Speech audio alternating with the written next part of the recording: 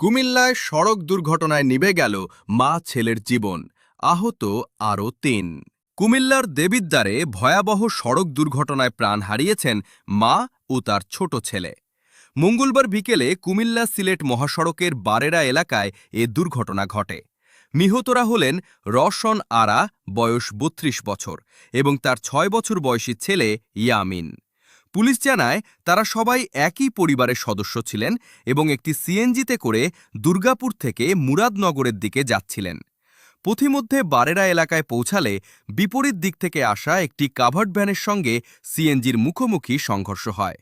সংঘর্ষ এতটাই ভয়াবহ ছিল যে ঘটনাস্থলেই মা রওশন আরার মৃত্যু হয়। গুরুতর আহত অবস্থায় ছেলেকে হাসপাতালে নেওয়া হলে চিকিৎসক তাকে মৃত ঘোষণা করেন। এ ঘটনায় একই পরিবারের আরও ৩ জন আহত হয়েছেন এবং তারা চিকিৎসাধীন রয়েছেন। একটি দুর্ঘটনায়